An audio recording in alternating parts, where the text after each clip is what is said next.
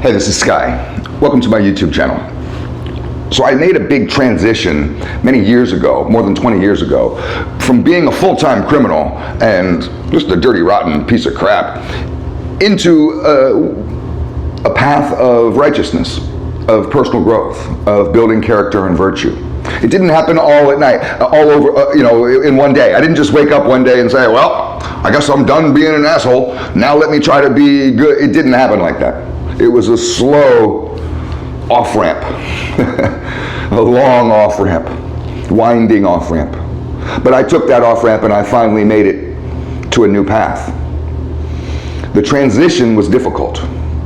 It's literally going from one world to a next. And it really almost feels like from one dimension to the next, from one reality to the next, because everything that we have, all our codes and beliefs that we have in the streets may be opposite to what you have in the normal civilian world. Some of it's the same, there are similarities to how people interact because we're all just normal people when it comes down to it, but there's a lot of mental illness in the streets. There's a lot of psychopath motherfuckers who are real dangerous, really violent, really crazy, and not afraid of prison, not afraid to kill you. They're not afraid of God or hell or any kind of retribution. They'll kill you. I used to really love people like that. The crazier and more violent, the better. The more entrenched they are into the criminal underworld, the better. The more brainwashed they are by the codes of the streets, the better. Because I liked people that toted those old school codes. And there used to be. On my watch, in my generation, as I came up, I witnessed those codes dissipate. Those codes kind of fade away. There were people in my generation who didn't believe them. There were some who enjoyed the codes of honor and the codes of respect, the rules. There was unwritten rules to being a gangster that had lasted for generations. I was mentored by older guys, and that's how I learned them. But there were cats that came up rather organically and naturally that they rejected all that shit. For example, just basic stuff. It used to be just a flat out rule, unwritten rule obviously, but there was just a flat out rule that you afforded another man respect in the streets, another gangster, because that person is a potential killer. And every relationship could go one or two ways. It could be a potential deal or your potential death. Obviously, if you want to succeed in your mission, if you want to survive the day, you'll figure out a way to be cool with people. And one of the ways that you're cool with people is to afford them the respect that they deserve, even if you feel like they don't deserve it. Now that's a hard one. I've been in rooms with people where I didn't respect them. This guy's a chump, fuck this guy. But you got to hold your tongue, because you got to realize, well, what's my motivation here? Is my motivation today to start a war with this chump, this idiot? Where's that going to lead us? So I'll kill him. I'll kill this guy easy. And then what? Then what? It's useless. You don't make no money off of a dead man. So you have to realize, okay, ultimately, I want to be able to make a deal with this guy or have this connection, be able to use this person in a certain way. So I got to be cool. I like that kind of formal attitude towards people, even your enemies. Even your enemies. You see another man walking down the street, you don't know who he is.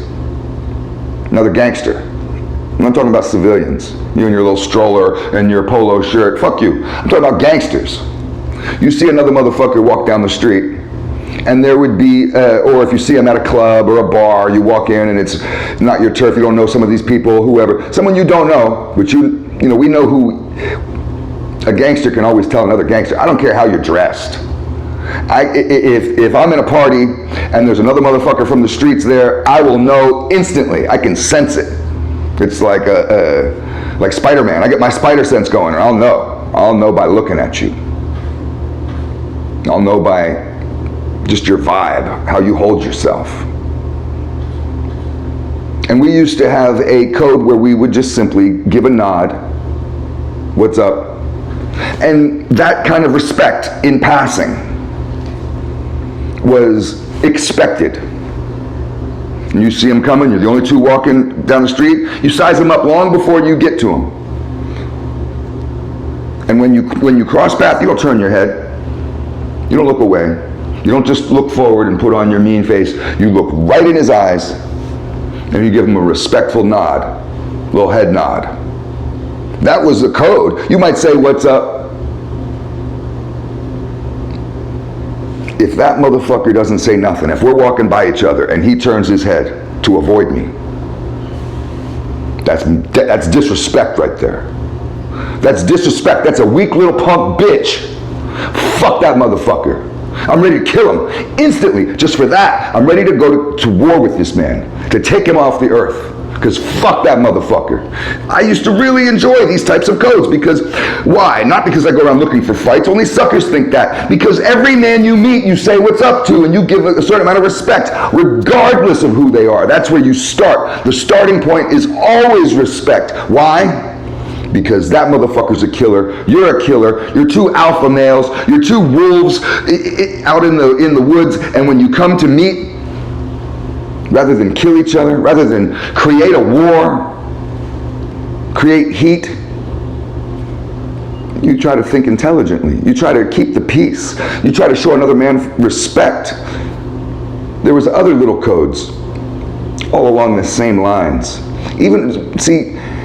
Even with your enemies, you showed a certain amount of courtesy. If you wanted to kill somebody, I wouldn't kill you if you were out in public with your family. I'm scoping you out because I don't want you alive no more, and I'm planning on killing you. Maybe I'm on your block in my car just waiting for you to step out of your house. Your target, we're gonna get you. If you happen to be with your son, or your wife, or your mother, anyone in your family, the hit's off. If there happens to be some random children riding their bicycles up and down the block, and you step out of your house and I'm ready to pull that drive-by on you, the hit's off. You don't do that shit when kids are around. You don't do that shit when the motherfucker is with his people. You give him a pass. Now you might give him a glance. He might see you and be like, oh shit. The first thing he's gonna think about is, please don't kill me, I'm with my kid. I'm with my wife, please don't shoot me right now. He's not gonna say that, but he's thinking that. That's what I'd be thinking too. You give him a glance, he knows. He knows. You basically you saved his life. You just gave him a second chance in life right there. You're giving him a pass. You would do this with beatdowns. You weren't gonna go and beat down a motherfucker when he's with his kid, when he's with his daughter. I saw some footage on TV a couple weeks ago of a shooting. I forget what city it was, may have been New York. And these guys had a beef. Hey, whatever, shit happens. But the guy didn't pull the job right. It really pissed me off. He runs up on this guy with his kid with him. I forget if it was his daughter I think it was his daughter. And a little toddler. And unloads on him, starts shooting him, murders him, shoots him, kills him right there, right in front of his kid. His kid jumps to the side to avoid the bullets, and the guy's on the ground, and the dude, and they had this on TV, on the news. What the hell is wrong with you people? I don't care if you kill that man. Why you gotta do it in front of his daughter? I mean, that's just not right. You guys are breaking the rules. I like the old school rules of respect. We gave respect even to our enemies. It's a concept that you guys don't even get. We respected each other on first meeting. You didn't have to prove yourself to get my respect. We start with respect. You prove yourself to lose my respect. Suckers, weaklings don't get this. They're already lost. The only people with me right now are the warriors. It's all food for thought. Thanks for watching.